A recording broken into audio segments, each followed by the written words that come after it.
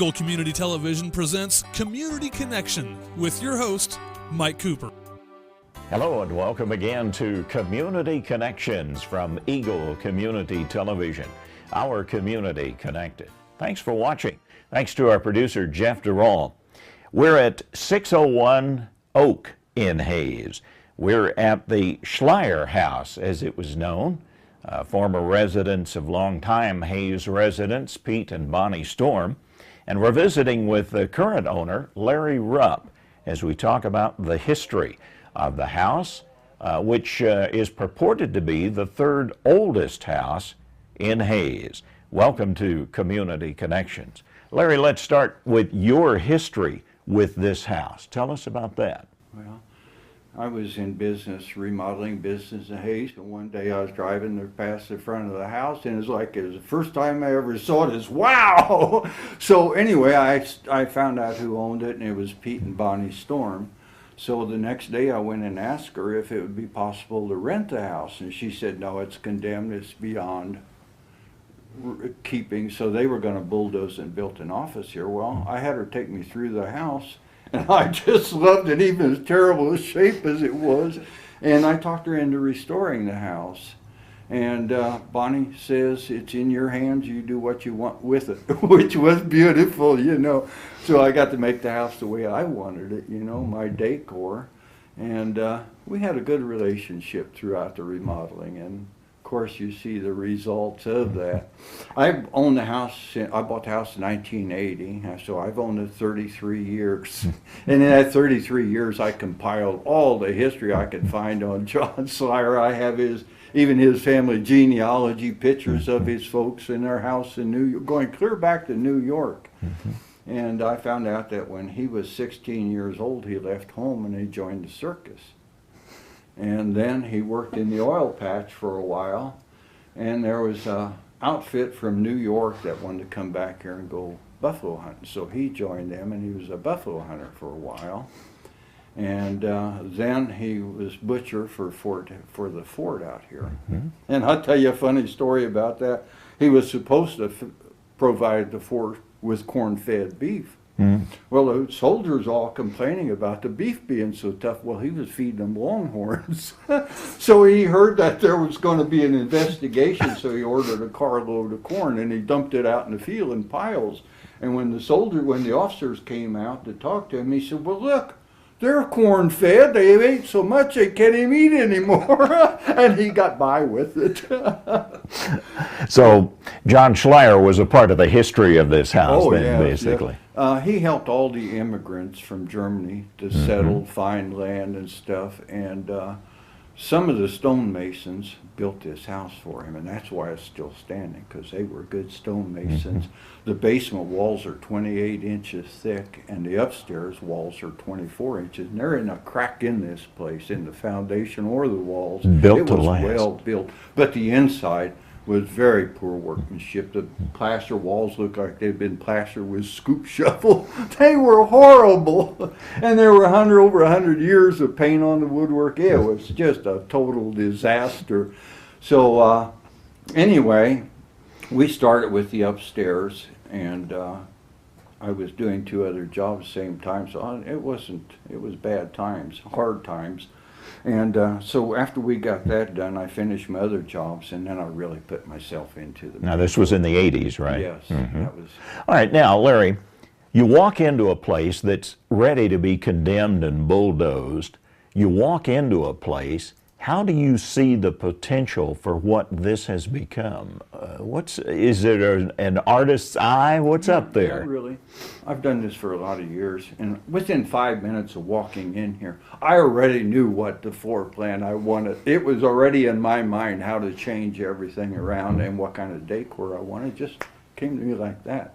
And I followed that suit all the way through the house till what it is now. You're no stranger to this renovation process, are you? I worked down New Orleans. I worked on Bourbon. I worked in French Quarters, one on Royal Street and another one on Dolphin Street and Camp Street, St. Charles, some of these big places. That's where I started in the business and learned. But I already knew some of it. You know, I was already doing painting and sheetrock finishing and paper hanging. So you learn by doing, basically. Oh, yeah.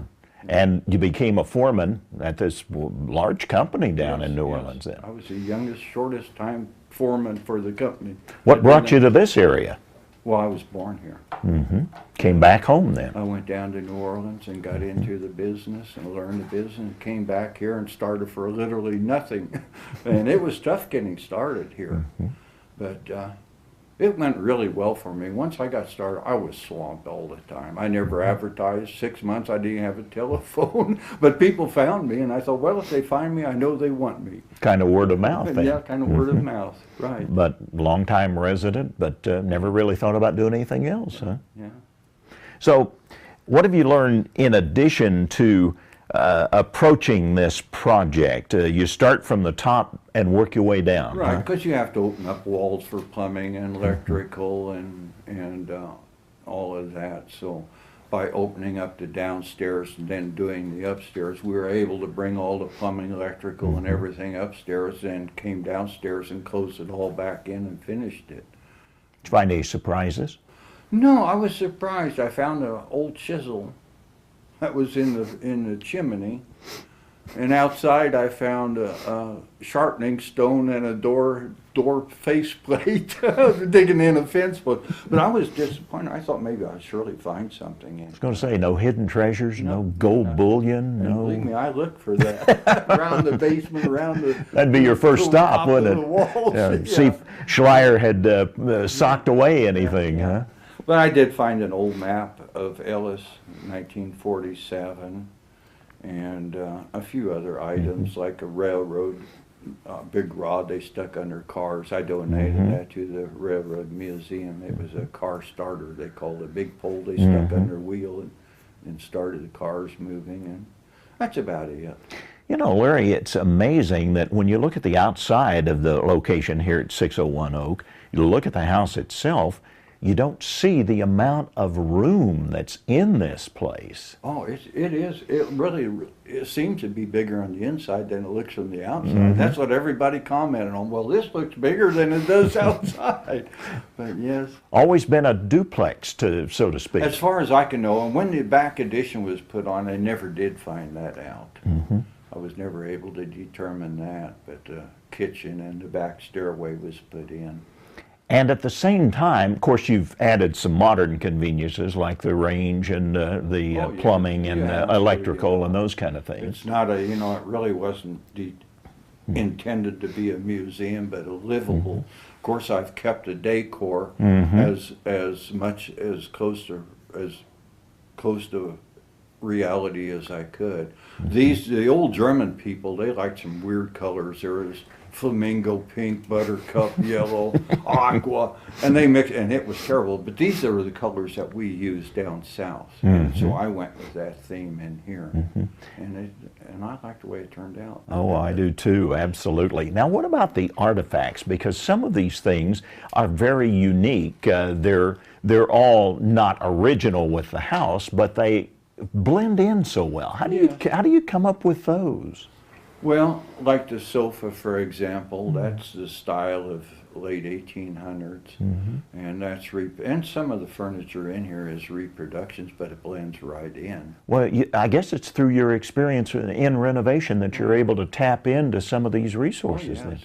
The pictures, all the artwork in here. Most of the artwork is late 1800s, early 1900s. Some of the furniture, some of the end tables and those type of things. That chair was one of the first recliners made. It's got adjustable bar and back.